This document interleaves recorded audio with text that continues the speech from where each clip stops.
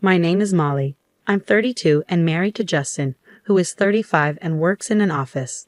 I work from home as a freelance fashion designer. My work was a bit up and down at first, but then I got a big project with a great paycheck.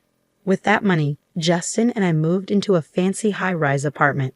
Since I wanted to live in such a nice place, I agreed to cover the rent myself.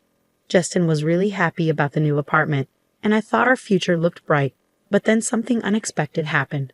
One day, Justin brought his 65-year-old mother, Betty, to our apartment. Her husband had died 3 years ago, and she had been living alone since then. Hi, Molly. Hi, Betty. It's been a while.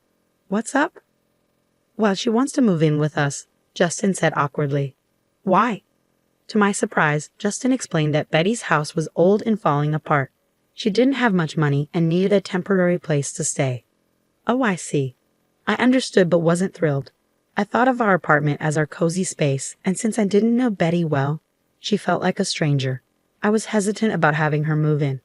Her house is in bad shape. I'll help her find a new place soon. Justin begged me to agree. Okay. I agreed, thinking it would be for a short time. Betty moved in a month later. Thank you so much for letting me stay in this amazing apartment. No problem. Make yourself at home. I greeted her with a polite smile, though it felt forced. Sorry to ask right away, but could I borrow some money? Huh? Money? After Betty had just settled into her room, she asked me for a loan.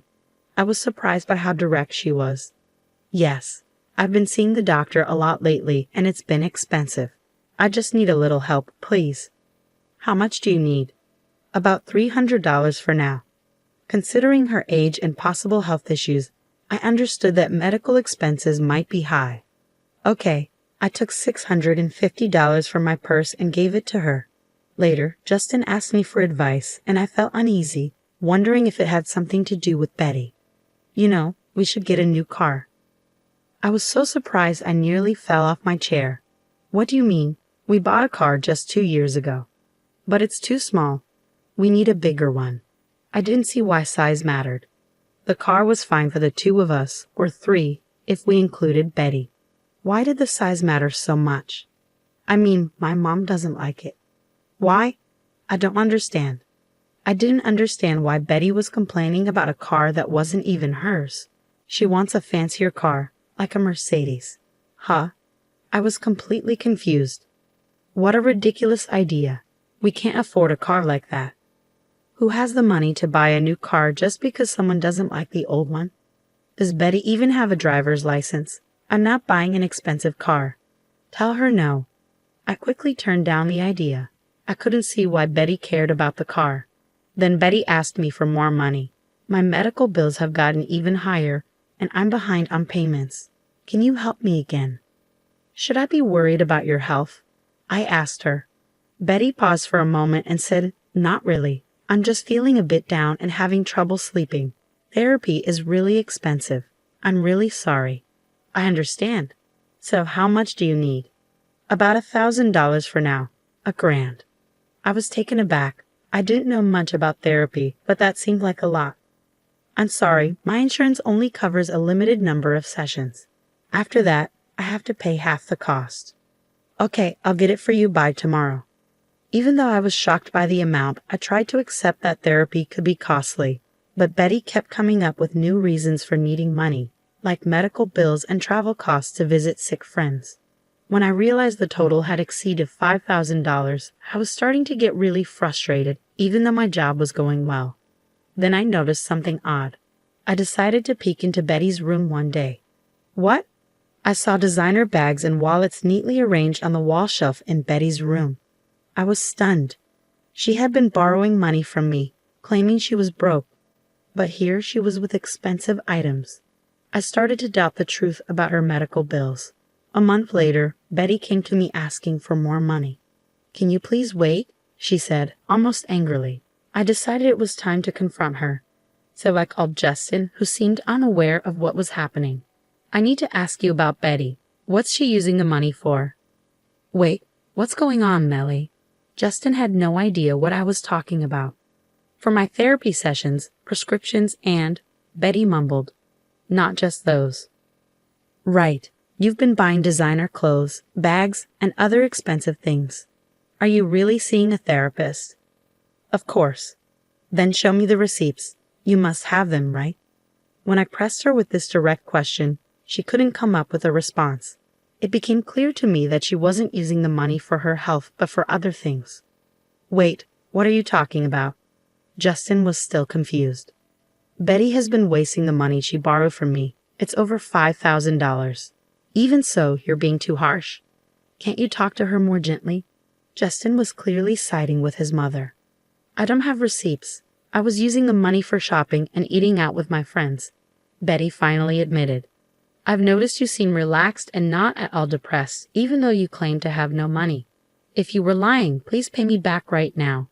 Betty looked at me with desperate eyes. Wait, I can't come up with that much money right away. I've had enough, I said, pointing at her room. You have so many designer items. Sell them all if you need to, or move out. Justin, defending his mother, said, Hey, you're being unfair.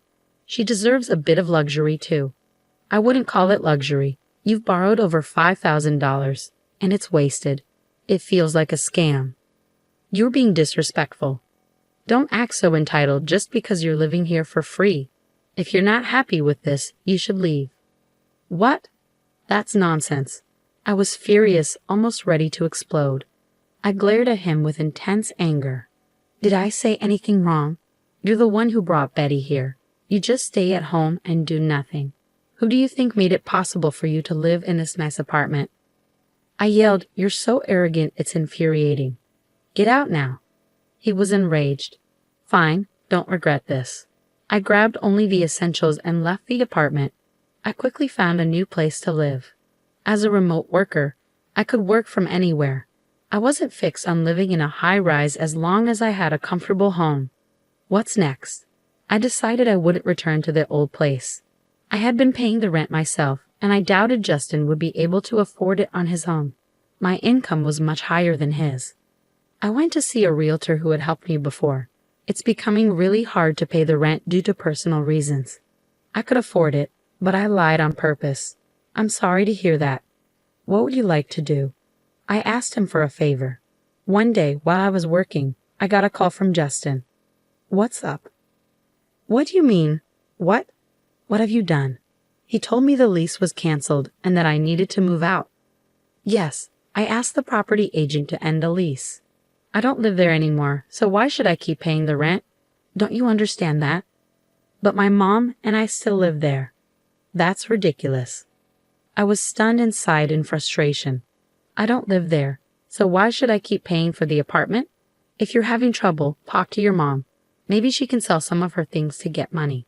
I said it with a touch of sarcasm. Shut up. You were the one who wanted to live in a high-rise. If you don't want to move, why don't you just take over the lease yourself? Wait, I guess you can afford it with your salary. He seemed frustrated and couldn't come up with a better response. You should be able to manage a smaller place, so deal with it and move in with your mom. Are you crazy? My mom has already spent the money from selling her house, and I don't have any savings. How am I supposed to find a new place? That's not my problem. I was surprised he had no savings, especially since he'd been relying on my income. I realized how irresponsible both he and his mother had been. You brought this on yourself. Figure it out from now on. Are you saying we'll be homeless? You're still my wife. I told you to deal with it yourself. I'm leaving. I'm done with this. Goodbye. I hung up on him. A few minutes later, my phone rang again. It was Betty. Yes. Melly, I'm really sorry. I promise I'll pay you back. Please don't kick us out. She pleaded, her voice trembling with tears. I was surprised and felt a pang of sadness. I don't want to punish you, but you need to live within your means. If you only have a small retirement income, you should adjust your lifestyle accordingly. If you want a higher standard of living, you need to work for it. As a freelancer, I understood the harsh reality of working hard to afford a certain lifestyle instead of relying on others. It was my fault. I'm sorry. Please don't let us end up on the street. I'm sorry, but that apartment has already been leased to someone else.